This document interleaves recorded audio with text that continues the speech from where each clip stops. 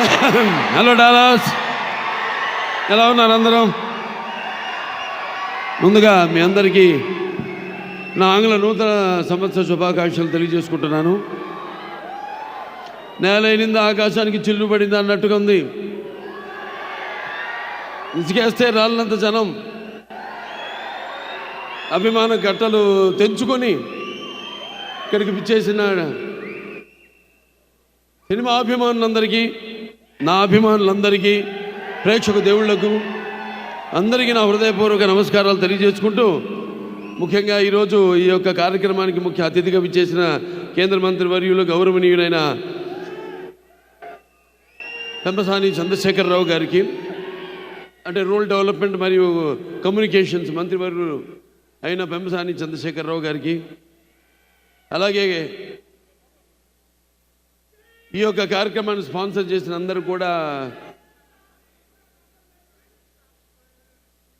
ఎన్నో కేవలం డలాస్ నుంచే కాదు, మరి అటు మిగతా రాష్ట్రాల నుంచి కూడా, అటు ఈస్ట్ వెస్ట్ నార్త్ సౌత్ అన్ని దిక్కుల నుంచి, అమెరికా 4 చెరగల నుంచి ఇక్కడికి విచ్చేసిన నా తెలుగు ప్రజానికానికి, నా అభిమానులందరికీ, కళాభిమానులందరికీ నా హృదయపూర్వక కళాభివందనాలు. సుదూర సాగర తీరాలు దాటి ఖండాంతరాలలో తెలుగు భాషా సంస్కృతి దీపికలు వెలిగించి మాతృభూమికి కీర్తి ఆర్జించి పెడుతున్న తెలుగింటి ఆడపడుచులకు, అన్నదమ్ములకు అందరికీ నా హృదయపూర్వక నమస్కారాలు, కళాభివందనాలు. మీ శంసి ప్రభావంతో, సాంకేతిక విజ్ఞానంతో, వైద్యశాస్త్ర నైపుణ్యంతో, వివిధ రంగాలలో మీ యొక్క నిష్ణాతతో మీరు అందిస్తున్న సేవ కేవలం మీకు ఇక్కడ తృప్తినివ్వడమే కాదు, ఇక్కడ ప్రజలకు సేవ చేయడమే కాదు, మీకు అక్కడ ప్రజల్లో కూడా ఎంతో గౌరవపూరితమైన స్థానాన్ని ఆర్జించి పెట్టాయి శాశ్వతంగా. దాంతోపాటు మన దేశ కీర్తిని కూడా ఇమ్మడింపజేశారు మీరంతా. ఈ సందర్భంగా మీ అందరికీ నా కృతజ్ఞతలు తెలియజేసుకుంటూ, ఇక్కడ అమెరికా దేశంలో ఈ యొక్క దేశపు అటు రాజకీయ, ఆర్థిక మరియు సామాజిక రంగాల్లో ఈ దేశానికి మీరు మీ సేవలను అందిస్తూ, అలాగే ఇక్కడ ప్రభుత్వాలకి మీ సహాయ సహకారాలు అందిస్తూ, అలాగే ప్రభుత్వాలు కూడా మీరు అందించే ఈ సహాయ సహకారాలకు స్పందించి వారు కూడా మీ యొక్క బాగోగుల కోసం చేస్తున్న ప్రయత్నాలన్నింటికి కూడా వారికి కూడా నా కృతజ్ఞతలు తెలియజేసుకుంటూ, అంతేకాకుండా జనని జన్మ భూమిష్ట స్వర్గా తప్పి గరీయసి, అంటే ఇక్కడ మీరు ఎంత సంపాదించినా మళ్ళీ తిరిగి ఇవ్వడం, ఎంత సంపాదించింది కాదు, మనం తిరిగి మన పుట్టిన గడ్డకి, మన పుట్టిన జాతికి, మన పుట్టిన కుటుంబానికి, మన పుట్టిన ఊరికి ఏమి మనం తిరిగి ఆ రుణం తీర్చుకుంటున్నాం. నాన్నగారు ఎప్పుడు ఆయన జీవితాలు ఎప్పుడు రుణశేషం శత్రుశేషం అలాగే అగ్నిశేషం అంటారు, ఉంచకూడదంటారు.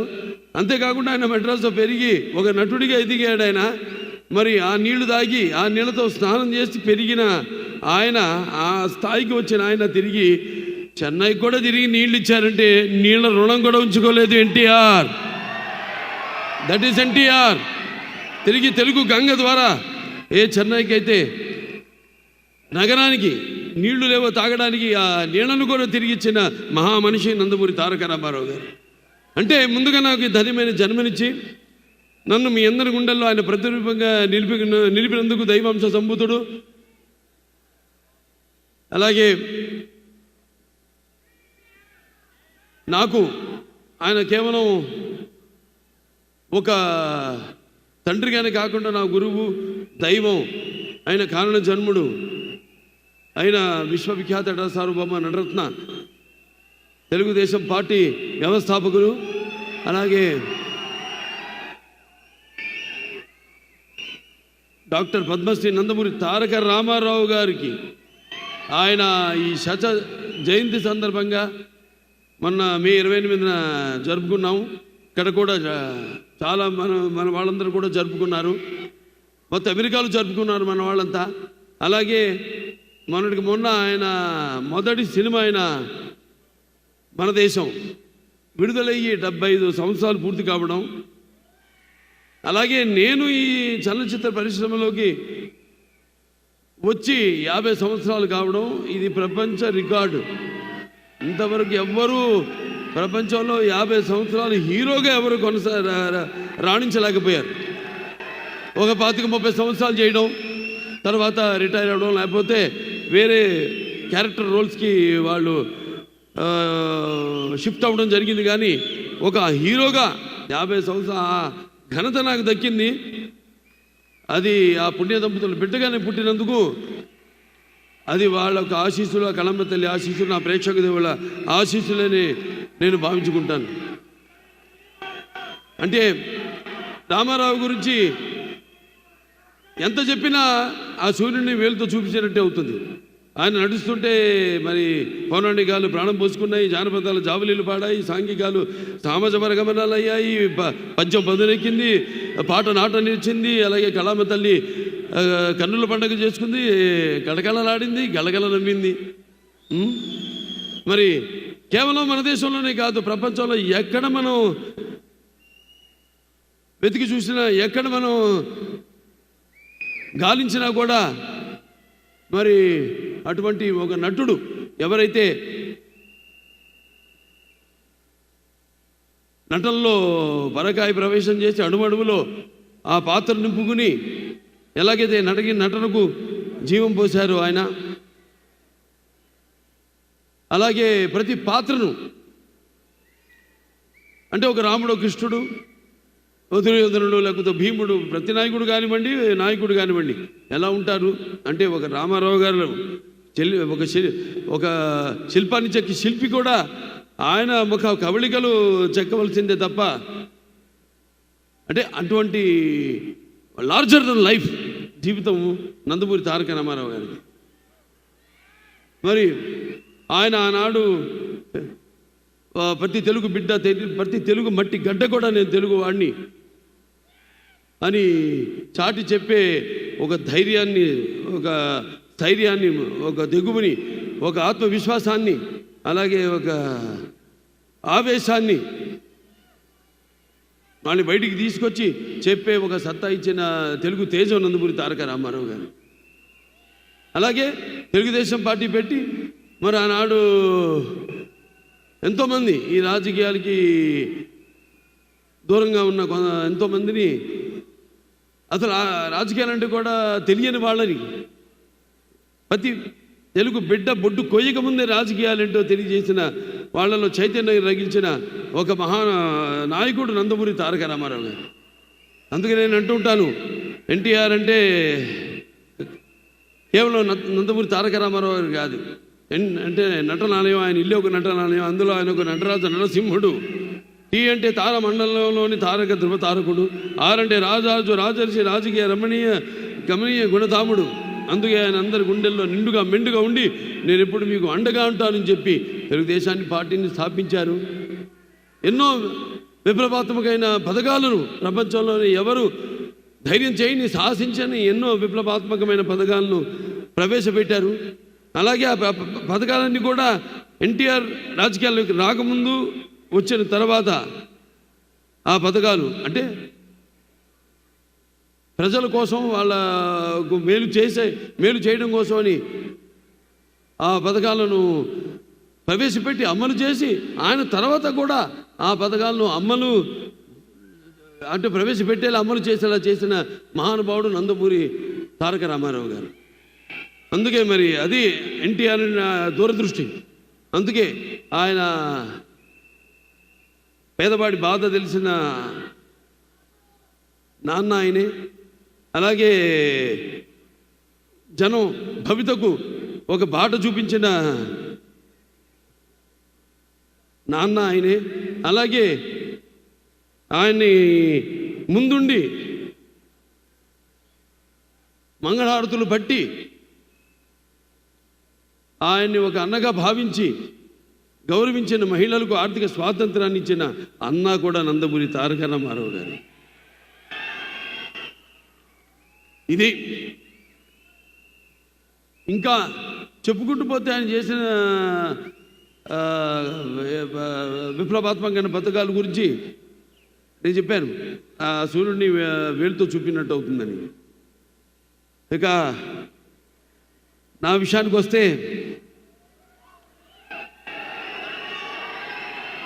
చెప్పాను, నాకు నా గురువు, నా దైవం, నా మెంటరు అంతా కూడా నందమూరి తారక రామారావు గారు అని.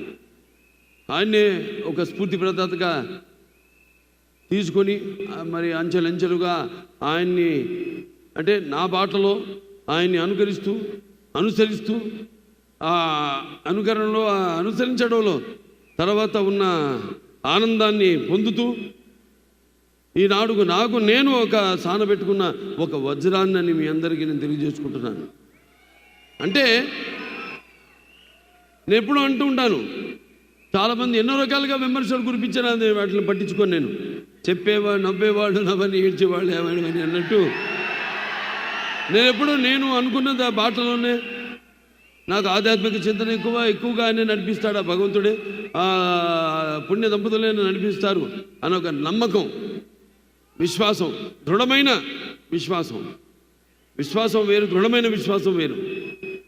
ఆ దృఢమైన విశ్వాసంతోనే ఇలా 50 ఏళ్ళైంది ఇండస్ట్రీకి వచ్చి ఎన్నో రకరకాల పాత్రలు చేశాను.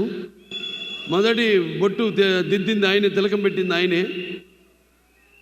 ఆ సుముహూర్తాన్ని ఏ ముహూర్తాన్ని అయితే ఆయన నా నుదుటిన బొట్టు పెట్టారో ఆ ముహూర్తం నుంచి నా యొక్క ఈ చలనచిత్ర ప్రస్థానం మొదలైంది. ఎన్నో పాత్రలు చేశాను, రకరకాల పాత్రలు, అటు జానపదాలు కానివ్వండి, పౌరాణికాలు కానివ్వండి, లేకపోతే మన ఆదిత్య తీసిన ఫస్ట్ ఇండియన్, మన గొప్పలు మనం చెప్పుకోము. ఇప్పుడు వస్తున్న టెక్నిక్ వీళ్ళు ఎక్కడ ప్రస్తావన లేదు ఆ సినిమా గురించి. చేయబోతున్నాను దాని సీక్వెల్ కూడా అతి త్వరలో. ఫస్ట్ ఇండియన్ సోషియో ఫ్యాంటసీ చేసింది మన తెలుగు వాళ్ళు అని యావత్ భారతదేశం గర్వపడాల్సింది. అటువంటిది చాలామంది తెలియదు ఆ సినిమా గురించి, వేరే భాష వాళ్ళకి. అలా ఎన్నో అటు ఫ్యాంటసీలు కానివ్వండి, పౌరాణికాలు కానివ్వండి, ఇన్ని పాత్రలు చేసే అవకాశం నాకు దక్కినందుకు అది నా పూర్వజన్మ సుకృతంగా భావిస్తున్నాను. అలాగే ఒక్కొక్క సినిమా అంటే వయసు పెరుగుతున్న కొద్దీ ఎలా అంటే ఒక సినిమా ఇంకా నాకు బాగా మెచ్యూరిటీ అంటే సినిమాల గురించి, పాత్రల గురించి ఇంకా ఎక్కువ నా సొంతంగా నేను ఒక నిర్ణయం తీసుకునే ఒక స్థాయికి నేను ఎదగగలిగాను అన్న అది ఒక దృఢ సంకల్పం, ఒక విశ్వాసం, నమ్మకం నా మీద నాకు కలిగింది. ఇప్పుడు ఇవాళ ఒక అఖండ సినిమా అయితేనేమి, లేకపోతే ఒక వీరసింహారెడ్డి అయితేనేమి, ఒక నేలకొండ భగవంత్ కేసరి అయితేనేమి, ఇవన్నీ కూడా 3 సినిమాలు. అప్పుడు 86 గుర్తొస్తుంది. 7 సినిమాలు రిలీజ్ అయితే 7లో 6 సినిమాలు సిల్వర్ జూబ్లీలు ఆడినాయి, ఒక సినిమా 100 రోజులు ఆడింది. మళ్ళీ చరిత్ర సృష్టించాలన్న మేమే, దాన్ని తిరగ రాయాలన్న మేమే. మళ్ళీ వస్తా, మళ్ళీ జాప్యం లేకుండా. ఎందుకంటే ఒక అవకాశం ఇచ్చాడు. అందరూ 2 ఇన్నింగ్స్ అంటారు, అది ఎప్పుడు ఏదో ఒక రిటైర్ అయిపోయినా కొంచెం దారి మార్చుకుని మళ్ళించుకుని ఏదో క్యారెక్టర్ ఆర్టిస్ట్ గాను లేకపోతే అది కానీ అట్టా కాకుండా ఇవాళ నాకు వచ్చిన ఈ అవకాశం అది నా 2 ఇన్నింగ్స్గా తీసుకుని ఈ యొక్క 3 సినిమాలు విజయం దొరత మనకు 3 సార్లు మన అక్కడ హిందూపురం ఎమ్మెల్యేగా గెలిచినందుకు నా హిందూపురం ప్రజలందరికీ కూడా నా ధన్యవాదాలు తెలియజేసుకుంటూ ఇక 2 ఇన్నింగ్స్ ఇక్కడి నుంచి మొదలైందని మీ అందరికీ తెలియజేసుకుంటున్నాను. నా క్యాన్సర్ హాస్పిటల్ ఉంది. నా క్యాన్సర్ హాస్పిటల్లో మా డాక్టర్లు, మా కార్యవర్గ సభ్యులు అయితేనేమి, మాకు బోర్డు మెంబర్స్ అయితేనేమి, లేకపోతే మా డాక్టర్స్ అయితేనేమి, నాన్ మెడికల్, పారామెడికల్, లేకపోతే నర్సింగ్ స్టాఫ్, వాళ్ళందరూ అవిశ్రాంతంగా పడుతున్న శ్రమకి ఫలితమే నా ముందు ఉన్న చైర్మన్స్ అయితేనేమి, నాకు ముందున్న బోర్డు మెంబర్స్ అయితేనేమి, వాళ్ళందరూ నాకు ఇన్స్పిరేషన్గా ఇవాళ ఆసుపత్రిని ఈ స్థాయికి తీసుకురాగలిగానంటే మీ అందరి సహాయ సహకారాలతో. నేను ఇప్పుడు ఇక్కడ చాలాసార్లు రావడం జరిగింది అమెరికాకి ఫండ్ రైజర్స్కి. మాకు ఇక్కడ అయాకో ఉంది, ఇండియన్ అమెరికన్ క్యాన్సర్ ఆర్గనైజేషను. అలా ఇక్కడికి వచ్చినప్పుడల్లా మేము చేస్తున్న సేవలను గుర్తించి మీరు అందిస్తున్న సహాయ సహకారాలు, అలాగే బ్యాంక్స్ వాడైతేనేమి, లేకపోతే public and private industry sectors అయితేనేమి, అందరూ దాతలు, మీ అందరి వల్లే ఆ ఆసుపత్రి దినదినాభివృద్ధి చెంది ఏదైతే అత్యాధునికమైన పరికరాలు వీటిని అన్నింటినీ అంటే అప్డేట్ చేసుకుంటూ అందరికీ మేము ఈ సేవలు అందించగలుగుతున్నాం. అది మీ అందరి యొక్క సహాయ సహకారాలు ఉండబట్టే తప్ప లేకపోతే నా వల్ల సాధ్యం కాదు. అది ఒకటి నాన్నగారు పేరు, రెండోదేమో అమ్మగారి పేరు. అంటే ఒక పుణ్య దంపతుల బిడ్డగా పుట్టిన ఈ ధన్యమైన జీవితం ఇలాగే మీ అందరి సహాయ సహకారాలతో ఇక ముందుకు ఇలాగే మన యొక్క ఈ యొక్క సత్సంబంధం కొనసాగాలని దేవుణ్ణి కోరుకుంటూ మరి ఈనాడు డాకు మహారాజ్ అంటే ఒక పాత్ర నుంచి పుట్టింది కథ. ఇప్పుడు చెప్తుంటా చాలా సందర్భాల్లో ఒక పంచపక్ష పరిమాణం వడ్డించిన విస్తరిగా వచ్చారు, ఫుల్లీ లేడ్ ప్లాటర్, లేకపోతే ఒక పాత్రలో ఇచ్చి, లేకపోతే ఒక సన్నివేశంలో నుంచి ఏదో మన జీవితంలో జరిగిన దాంట్లో నుంచి, లేకపోతే ఇంకో సినిమాలు చూసి వేరే భాష సినిమాలు చూసి ఇన్స్పైర్ అయ్యి అందులోంచి ఒక కథ పుట్టుకొస్తుందని. డాకు మహారాజ్ పుట్టింది ఆదిత్య 369 సినిమాలో. నేను శ్రీకృష్ణదేవరాయలు కృష్ణ కుమారుని కాపాడుతాడు బాణంతో ఉరి తీస్తున్నప్పుడు, ఆ పాత్రలోంచి పుట్టిన కథ డాకు మహారాజ్. పాత్ర, ఆ వేషధారణ, వాచకం, ఆంగికం అన్నీ కూడా పుట్టింది ఒక పాత్రలోంచి. ఆ పాత్ర చుట్టూ ముందు కథ పాత్ర అనుకున్నాం ఇలా ఉంటే బాగుంటుందని, ఆ తర్వాత దాని చుట్టూ కథ అల్లడం జరిగింది. కథ కూడా ఇలాంటి కథ కాదు మరి, ఎందుకంటే బాలకృష్ణ సినిమాని కానీ నాకెంతో బాధ్యత ఉంది సమాజం వైపు. సినిమా అంటే నిన్నట్టే ఎన్నో సందర్భాల్లో కళ్ళు మూసుకున్నప్పుడు కలిగేది కలగంటున్నప్పుడు కలిగేది, అలాగే నిద్రపోతున్న సమాజాన్ని మేల్కొల్పేది కళని. అలాంటి నా ఒక ఎన్టీ రామారావు అబ్బాయిగా, అలాగే ఒక ప్రజాప్రతినిధిగా నా భుజస్కంధాలపై ఎంతో బాధ్యత ఉంది. మంచి సినిమాలు ఇవ్వాలి, ఒక మంచి సందేశంతో సినిమా ఇవ్వాలి. ఈ సినిమాలో కూడా సందేశం ఉంది, చాలా మంచి సందేశం. రేపు చూస్తారు మీరే, 12 విడుదల కాబోతుంది. సో ఇలా చేసుకుంటూ ఒక్కొక్క పాత్రని ఎలా ఉంటే బాగుంటుంది ఏంటనేది ఇది ఒక సమిష్టి కృషిగా భావిస్తాను నేను. ఇప్పుడు ఏ సినిమా అయినా సరే ఏ ఒక్కడి వల్ల కాదు సినిమా. సో అలాగే నిర్మాత నాగవంశీ గారికి నా మీద, బాబీ డైరెక్టర్ గారి మీద ఉన్న నమ్మకం, మీ ఇద్దరం కూర్చుని మరి అంతా డిస్కస్ చేసి సబ్జెక్ట్ ఎలా ఉంటే బాగుంటుంది అని ఒక డిజైన్ చేసుకుని సబ్జెక్ట్ని చేసిన సినిమాని రేపు రాబోతున్న మన డాకు మహారాజ్. డాకు మహారాజ్ టైటిలే చాలా, ప్రతి టైటిల్ నాకు ఒక ఛాలెంజ్. సరే ఏం చేద్దాం, టైటిల్ ముందు అనౌన్స్ చేద్దామా అంటే వద్దన్నా, నేనే హ్యాపీ వద్దండి, అది సినిమా టీజర్తో పాటు మనం రిలీజ్ చేద్దాం, అప్పుడే ఆ టైటిల్కి ఫుల్ జస్టిఫికేషన్ చేసిన వాళ్ళు అవుతాం. ముందు జనానికి ఎక్కాలి, టైటిల్ ఎక్కాలంటే నా అభిమానులు ఉన్నారు, వాడే నా ప్రచారకర్తలు. ఏ సినిమా నేను నా ప్రతి అడుగు, ఎందుకంటే నాదొక ఓపెన్ బుక్ అని అందరికీ తెలిసిందే, దాపరికాలు లేవు, ప్రతిదీ తెలుసు. కాబట్టి ముందు మరి భావసరాణి జన్మాంతర సౌహృదాన్ని అంటారు. పోయిన జన్మలో ఒకరిద్దరితో మనకు తెలిసిన వాళ్ళు ఉంటే ఈ జన్మలో ఏదో కొంత వాళ్ళిద్దరు ఒక 5-6 ఒకళ్ళు పొందొచ్చు. కానీ ఇన్ని లక్షల కోట్ల వేల లక్షల కోట్ల మంది అభిమానులు పొందడం అంటే అది మరి ఏ పూర్వజన్మ సుకృతమో, లేకపోతే ఏ జన్మల అనుబంధమో, ఏ విడదీయలేని అనుబంధమో కదా నాకు అనిపిస్తూ ఉంటుంది. సో ముందు వాళ్ళని దృష్టిలో పెట్టుకుంటాను, అలా ఒక కథను తయారు చేసుకోవడం. మరి ఈ సినిమా విషయానికి వస్తే అందరూ అద్భుతంగా, అందరూ అంటే నటీనటులు కానివ్వండి, లేకపోతే తాంత్రిక నిపుణులు కానివ్వండి, అందరూ కూడా చాలా అద్భుతంగా ఎవరెవరు వాళ్ళు ఒక కర్తవ్యాన్ని అప్పచెప్పిన పనిని వాళ్ళు 100కి 100 వాటికి న్యాయం చేశారని చూస్తారు రేపు సినిమా స్క్రీన్ మీద.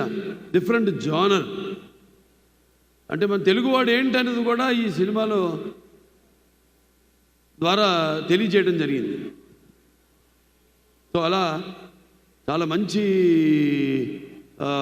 నిర్మాత మా నాగవంశీ గారు. నా అభిమానుడుగా ఫ్యాన్ కూడా ఇక్కడే డలాస్ వచ్చిపోతుంటాడు ఆయన ఎక్కువగా.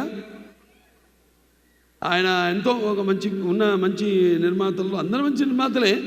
కాకపోతే ఇప్పుడు మీకు తెలుసు ప్రతి వాళ్ళు అందరూ పోటీ పడుతున్నారు. ఏది ఎంత కుంచుకుపోయింది, ప్రపంచం అంతా కుంచుకుపోయింది. ఇన్స్టాగ్రామ్ అని, లేకపోతే వాట్సాప్లని, ఇలా ఎక్కడెక్కడ మొత్తం కుంచుకుపోయిన ఓటీటీ ప్లాట్ఫామ్ కానీ, ఇదంతా కూడా కాంపిటీషన్ పెరుగుతున్నప్పుడు వాటిలన్నిటికీ సవాలుగా నిలబడింది ఒక్క బాలకృష్ణే. రెడీ, వాళ్ళ పని వాళ్ళు చేసుకుంటారు, మన పని మనం చేసుకుందాం అంతే. వాళ్ళ గురించి మనం ఏది భారంగా భావించకూడదు, లేకపోతే బాధగా భావించకూడదు. వాళ్ళు చేసుకోనివ్వండి. ఎందుకంటే టెక్నిక్ పెరుగుతుంది. టెక్నిక్ పెరుగుతున్న కొద్దీ మరి వస్తున్న తరం కూడా ఆ టెక్నిక్ని అడాప్ట్ చేసుకుని, ఇప్పుడు ఆర్టిఫిషియల్ ఇంటెలిజెన్స్ ఉంది, ఎంతవరకు వాడుకోవాలి అంతవరకు వాడుకోవాలి. దాన్ని మితిమీరి వాడితే అది మన మొగుడే కూర్చుంటుంది. అదే అయింది. ఏదో రోబో ఒక చెత్తను తీసుకెళ్ళి పడేయాల్సిన సందర్భంలో క్రషర్లో మనిషిని ఎత్తిపడేసింది తైవాన్లో. సో దేనికి వాడాలి, ఎంతవరకు వాడాలి, మనల్ని అది అధిగమించకుండా మన చెప్పు చేతల్లో ఎప్పుడు టెక్నిక్ అంటాను. Anything is technique. మా ఫిలిం ఇండస్ట్రీ కూడా ఇప్పుడు టెక్నిక్గా ఇవాళ బాగా ఎదిగింది ఇండస్ట్రీ. ఇవాళ పాన్ ఇండియా. ఇవాళ మనం అందరికీ పోటీ ఎక్కడ లేదు అసలు తెలుగు సినిమాలకి. అటువంటి స్థాయికి మనం ఎదిగామంటే అదంతా మన సృష్టికి ప్రతి సృష్టికర్త అయిన మన తెలుగు దర్శకులు, వాళ్ళందరూ కూడా వాళ్ళ మీద నమ్మకం పెట్టుకుని సినిమాలు నిర్మిస్తున్న నిర్మాతలు. నేను చేసిన ఆదిత్య తీసిన నానాడే మొదటి ప్రయత్నం అది. నా నిర్మాత నా మీద పెట్టుకున్న నమ్మకం, డైరెక్టర్ మొత్తం టీం మీద పెట్టుకున్న నమ్మకం ఫలితమే ఆనాడు ఆదిత్య చేసిన విజయవంతం కావడానికి. అలా ఒక్కొక్కళ్ళు తమన్ ఖచ్చితంగా చెప్పాలి. ఎందుకంటే సప్త సాగర సంకర్షణ జ్వలిత శబ్దోద్భవ మాధురి శబ్దస్వరాలైన సరిగమ పదనీస సంగీత సాహిత్య మధురమైన గీతాలు వినడానికి భాషా భేదం కానీ, ఆడ మగ తేడా కానీ, లేకపోతే దానికి దారిద్రాది పట్టుపిడుపులు కానీ, పండిత పామరాది హెచ్చుతగ్గులు కానీ ఉండమన్నది. అలాగే అభిమానులు దురభిమానులు అనే అడ్డు గోడ ఉండదని నా నమ్మకం. మరి ఈరోజు అద్భుతంగా అఖండ తెలుస్తుంది మనకి. ఇక్కడ అమెరికాలోనే మొదలైంది చరిత్ర. ఏది థియేటర్లో సబ్బూపర్ బ్లాస్ట్ అయ్యి. కానీ నేను ఒకటే మీకు చెప్పుకుంటున్నా, ఒకటేంటంటే మనం ఎక్కడున్నాం, ఏ దేశంలో ఉన్నాం అన్నది కొంచెం మనం గమనించి అప్రమత్తంగా ఉండి వీళ్ళకి నేను చెప్పి అన్నట్టు మనం కూడా మన సహాయ సహకారాలు అందించాల్సిన అవసరం ఉంది. ఇక్కడ ఓకే, మనకి అక్కడ అలవాటు ఈ కాగితాలు, రంగు కాగితాలు ఎగరేయడాలు, అవన్నీ వాళ్ళకి ఫైర్, ఇవన్నీ వాళ్ళకి న్యూసెన్స్ ఉంటాయి ఇక్కడ. అవన్నీ వాళ్ళు చెప్పినట్టుగా మనం అంటే అల్లరి చేయకుండా, ఓకే అల్లరి చేయండి కానీ ఆగమం చేయొద్దు. అది నేను చెప్పింది. ఎలాగో మీ కొన్ని ఏదైతే వాళ్ళు వద్దంటున్నారో మనం గౌరవిస్తే మనమేంటో మనం చాటుకున్న వాళ్ళం అవుతాం. అది నేను చెప్పేది. ఎస్పెషలీ అది జరిగేది నా ఒక్కడికే.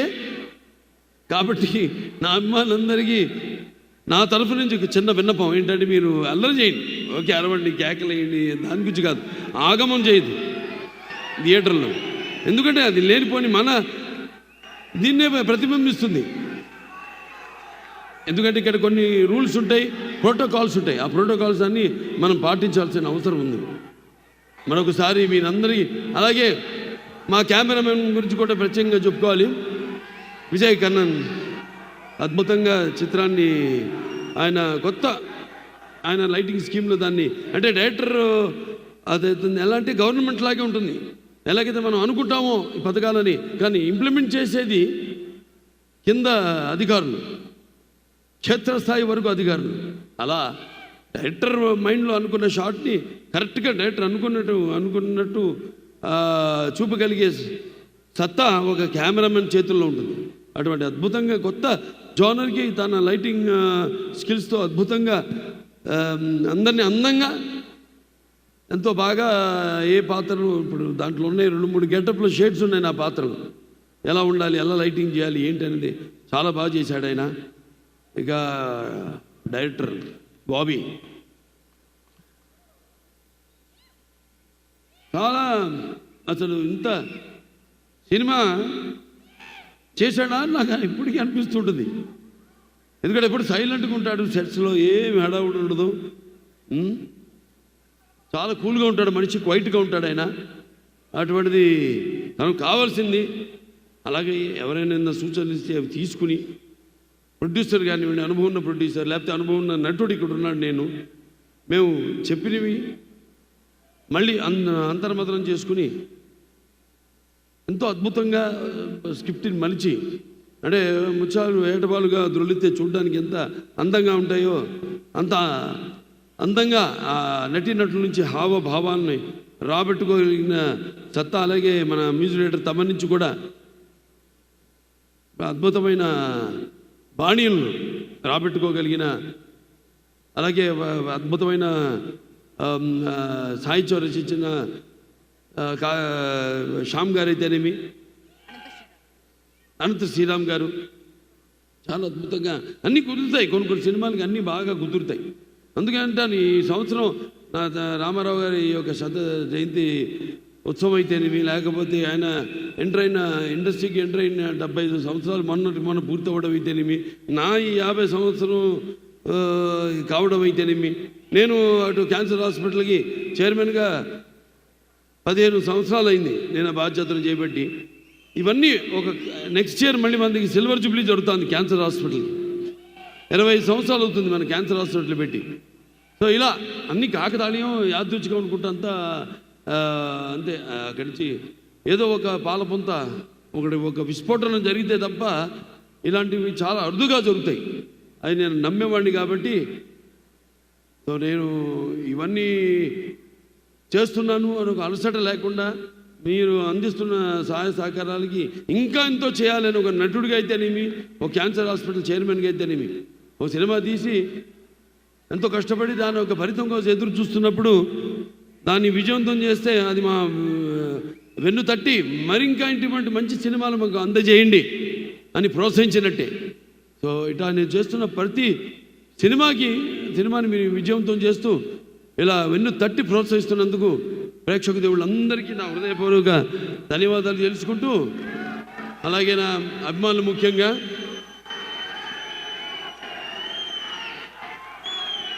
మీరందరూ కూడా కేవలం నేనే కాదు, అది నేను చేస్తున్న సేవా కార్యక్రమాలకు స్పందించి మీరు కూడా మీ యొక్క వంతు సహాయ సహకారాలు ఇవాళ ఇప్పుడు మన డలాస్ బాలయ్య యువసేన వాళ్ళు $38,500 ఇవ్వడం జరిగింది క్యాన్సర్ హాస్పిటల్కి. అలా ఎంతోమంది అటు అక్కడేమో హెల్పింగ్ హ్యాండ్స్ అయితేనేమి, మన అనంతపురం, ఇలా ఎంతోమంది కూడా మంచి మంచి సేవా కార్యక్రమాలు కేవలం సినిమా వినోదం కోసం కాదు, నేను చేస్తున్న ప్రతి పని ఆదర్శంగా ఎలాగైతే నేను మా నాన్నగారిని తీసుకున్నానో అలాగే మీరందరూ కూడా తీసుకుంటూ మీకు అంటూ ఒక ప్రత్యేకమైన స్థానాన్ని మీరు ఆపాదించుకున్నందుకు నాకు చాలా గర్వంగా ఉంది. ఇలాంటి అభిమానులు నాకు ఉండడం. సో మరొకసారి అందరికీ మంచి సినిమా వస్తుంది సంక్రాంతికి. అలాగే సంక్రాంతి అంటే అచ్చమైన తెలుగు పండగ సంక్రాంతి, మన పండగ అని చెప్పుకునే పండగ సంక్రాంతి. తర్వాత ఉగాది అఫ్కోర్స్ చూసే ఉంటారు మన గౌతమిపుత్ర శాతకర్ణి. ఉగాది పండుగ మనం ఎందుకు జరుపుకుంటా ఉన్నది ఇవాళ. మరి ఈ సంక్రాంతి అన్నది ఒక రైతుల పండగ, వాడు దుక్కు దున్ని నారు పోసి విత్తనాలు, దాని తర్వాత మన నీరు పోసి, ఆ తర్వాత పండాక దాని కోతలు కోసి బస్తాలు నింపి మరి బండ్ల మీదకి ఎక్కించుకుని ఆ సంవత్సరం అంతా పడిన కష్టాన్ని మరిపించే ఒక పండగ సంక్రాంతి. అలాగే సంక్రాంతి అనగానే ఇప్పుడే చూశాను పిల్లల్ని ఎంతో ముస్తాబు చేసి వాళ్ళ తల్లిదండ్రులు పిల్లల దగ్గరికి పంపించి ఎంతో అద్భుతంగా ఎంట్రుకలు నిక్కపొడుచుకునేలా చాలా అద్భుతంగా వాళ్ళు వాళ్ళ నాట్యాన్ని ప్రదర్శించారు. వాళ్ళ తల్లిదండ్రులకి ముందుగా అభినందనలు తెలియజేసుకుంటున్నాను. తర్వాత పిల్లలకి నా ఆశీస్సులు తెలియజేసుకుంటున్నాను. ఈ సంక్రాంతి పండుగ మరి గొబ్బెమ్మలతో, మరి ఒక భోగి మంటలతో, హరిదాసుల కీర్తనలతో, అలాగే కొత్త అల్లుళ్ళతో, మంచి రుచికరమైన పిండి వంటలతో అందరూ కలిసికట్టుగా జరుపుకునే మన ఈ సంక్రాంతి పండగకి చాలామంది ఇక్కడి నుంచి పండగలంటే వస్తున్నారు అక్కడికి. వాళ్ళ మొత్తం కుటుంబాన్ని తీసుకుని, పిల్లల్ని తీసుకుని మన సంస్కృతి సంప్రదాయాల్ని ఇక్కడుంటూ అక్కడికంటే కూడా ఎంతో బాగా వాటిని ఇక్కడ జరుపుకుంటూ కళ్ళకు కట్టినట్టు కనపడాలని మళ్ళీ చాలామంది పిల్లల్ని తీసుకెళ్ళి అక్కడ ఆ పండుగలు జరుపుకోవడం మీ అందరికీ ఇక ముందు తరాలు ఎలాగైతే నేను 2-3 తరాలతో కనెక్ట్ అయిపోయాను నేను. అలాగే మీరు కూడా ఇది ఒక మన సంప్రదాయాల సంస్కృతిని ఆ తరతరాలకు అందజేస్తున్నందుకు ఇక్కడ ఉన్న వాళ్ళందరికీ కూడా ఆ పిల్లల తల్లిదండ్రులందరికీ నా కృతజ్ఞతలు తెలియజేసుకుంటూ మరి సినిమా బ్రహ్మాండంగా వచ్చింది చూడండి. బ్రహ్మాండంగా ఒక వైవిధ్యమైన పాత్ర, ప్రతి పాత్ర దీంట్లో డైలాగ్ ఉంది. అదేంటంటే